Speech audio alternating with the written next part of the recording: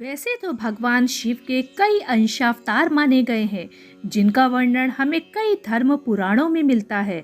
मुख्य रूप से शिव पुराण में हर एक अवतार का विस्तार से वर्णन किया है।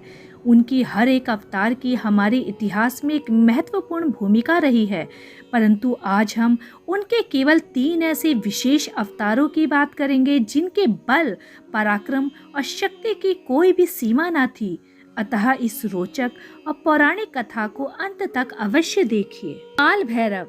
शिव महापुराण के श्री सतरुद्र संहिता अध्याय 8 के अनुसार जब एक बार ब्रह्मा जी ने कटाक्ष करते हुए भगवान शिव जी को कुछ कटु वचन कहे, तो उन कटु वचनों को सुनकर भगवान शिव जी अत्यधिक क्रोधित हुए। उनके क्रोध से तत्काल ही एक पुरुष उत्पन्न हो गया। उसका नाम भैरव था। भगवान शिव ने उस पुरुष को आदेश देते हुए कहा कि हे कालराज, तुम साक्षात काल के समान हो, इसीलिए आज से तुम जगत में काल भैरव के नाम से विख्यात होगे। अतः जाओ और अब तुम ब्रह्मा का गर्व नष्ट करो, इस संसार का पालन करो। आज से मैं तुम्हें काशीपुरी का आधिपत्य प्रदान करता हूँ। वहाँ के पापियों को दंड देना तुम्हारा ही कार्य होगा। तब भगवान शिव के इस आदेश को काल भैरव ने प्रसन्नता पूर्वक स्वीकार किया। उसके बाद उन्होंने अपनी बाई उंगली के अग्रभाग से ब्रह्मा जी का 5वां सिर काट दिया। ये देखकर ब्रह्मा जी भयभीत होकर शत्रुंजय का पाठ करने लगे। ये देखकर ब्रह्मा जी को शिवजी भगवान का अपमान करने का अत्यंत पछतावा हुआ। अतः भगवान शिवजी ने भी उन्हें क्षमा कर दिया। तत्पश्चात भगवान शिवजी ने काल भैरव को आज्ञा दी कि वे सदा भगवान ब्रह्मा और भगवान विष्णु जी का आदर सम्मान करे और पापियों को दंड प्रदान करे। वीरभद्र। माता सती जब अपने प्राणों की आहुति देकर सती हो गई थी, तो तब उस समय अत्यधिक क्रोधित होकर भगवान शिव ने दक्ष प्रजापति के यज्ञ को भंग करने का निश्चय किया और तब उन्होंने अत्यंत क्रोध में अपनी जटा को निकालकर रोषपूर्वक धरती पर पटक दिया, जिससे महाबली वीरभद्र उत्पन्न हुए और अपनी दूसरी जटा से उन्होंने भद्रकाली को उत्पन्न किया, जो अत्यंत भयंकर दिखाई देती थी। क्रोध से भरे हुए भगवान शिव ने वीरभद्र और भद्रकाली को आदेश दिया कि तुरंत जाओ और दक्ष का यज्ञ नष्ट कर दो और उसका मस्तक काटकर मेरे सामने लाओ। यदि कोई देवता, गंधर्व, यक्ष या अन्य कोई भी तुम्हारा सामना करने के लिए समीप आए, तो उन्हें भी शीघ्र व सहसा वहीं भस्म कर डालना। भगवान शिव की आज्ञा से वीरभद्र और भद्रकाली ने जहाँ यज्ञ हो रहा था, वहाँ के बाहरी इलाकों को पूरा तहस नहस करना आरंभ कर दिया। तब वहाँ के पहरेदारों ने उन्हें रोकने की कोशिश करी, तो उन दोनों ने उन सब के सिर काट दिए। जितने भी देवी देवता वहाँ उपस्थित थे, उन्होंने उस यज्ञ की रक्षा करने की सोची और अपने वाहनों पर सवार होकर वे सभी वीरभद्र और भद्रकाली को रोकने के लिए निकल पड़े।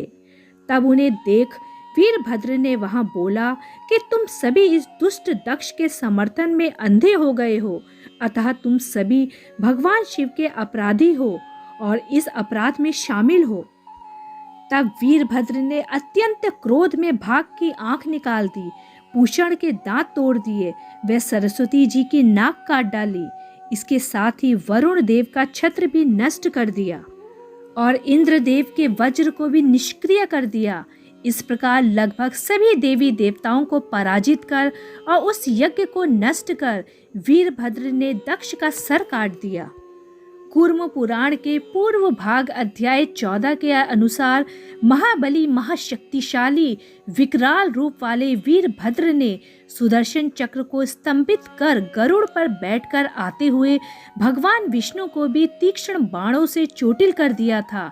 विभिन्न पुराणों में इस घटना का अलग अलग वर्णन मिलता है, परंतु प्रत्येक पुराण में एक चीज अवश्य समान है और वह है वीरभद्र के असीम बल का वर्णन और व्याख्यान।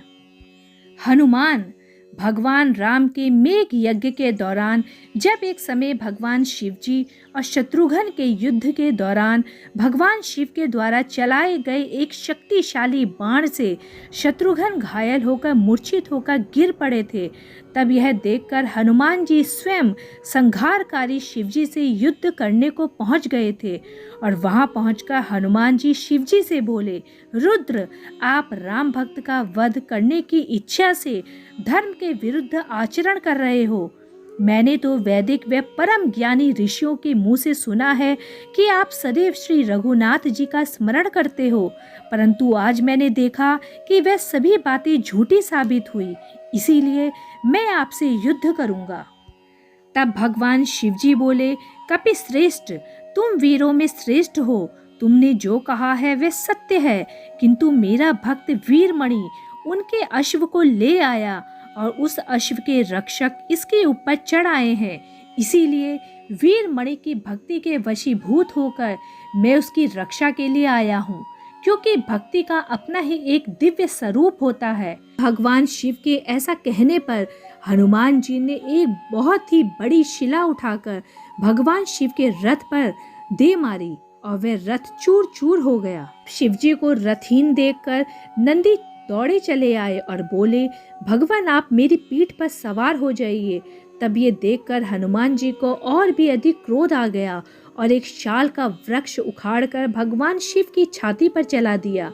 उसकी चोट लगते ही भगवान शिव ने एक तीक्ष्ण त्रिशूल हाथ में लिया जिसकी 3 शिखाएं थी। तब उस शूल को अपनी तरफ आता देख हनुमान जी ने एक बड़ी वेग से उस आते हुए त्रिशूल को पकड़ दिया और उसे क्षण भर में तोड़ दिया। भगवान शिव ने तुरंत ही शक्ति हाथ में ली और उसे हनुमान जी पर छोड़ दिया, जो सीधा जाकर हनुमान जी की छाती पर लगी। इससे हनुमान क्षण भर के लिए बड़े विकल रहे। फिर उस पीड़ा को सहकर हनुमान जी ने पुनः एक विशाल वृक्ष को उखाड़कर भगवान शिव पर चढ़ा दिया। तब उसकी चोट से भगवान शिवजी के शरीर में लिपटे हुए नाग थर्रा उठे। इसके बाद भगवान शिव ने हनुमान जी पर मूसल चलाया, परंतु उस वार को भी हनुमान जी बचा गए। तब हनुमान जी ने अत्यधिक क्रोध में भरकर एक पर्वत को उखाड़कर शिवजी भगवान की ओर चला दिया। फिर ठीक उसके उपरांत दूसरी शिलाओं और वृक्षों की बारिश उनकी तरफ कर दी और भगवान शिवजी को अपनी पूंछ में लपेट दिया। इस सब प्रहार से भगवान शिवजी व्याकुल तो हुए, परंतु अत्यधिक प्रसन्न हो गए और बोले, रघुनाथ जी की सेवा में रहने वाले भक्त हनुमान, आप धन्य हो।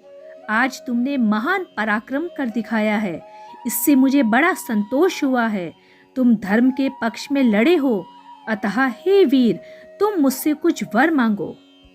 तो मित्रों, इस वृत्तांत से ज्ञात हो जाता है कि देवाधिदेव महादेव को युद्ध में संतुष्ट करने वाले वीर हनुमान कितने अधिक शक्तिशाली थे। जय शिव शंभू भोलेनाथ। तो मित्रों, यदि आपको मेरा आज का वीडियो पसंद आया हो तो कृपया मेरे चैनल दिव्य भक्ति श्रृंखला को लाइक, सब्सक्राइब व शेयर करना ना भूलें। आगे भी मैं ऐसे ही पौराणिक कथाओं व मान्यताओं को आपके समक्ष प्रस्तुत करती रहूँगी। धन्यवाद।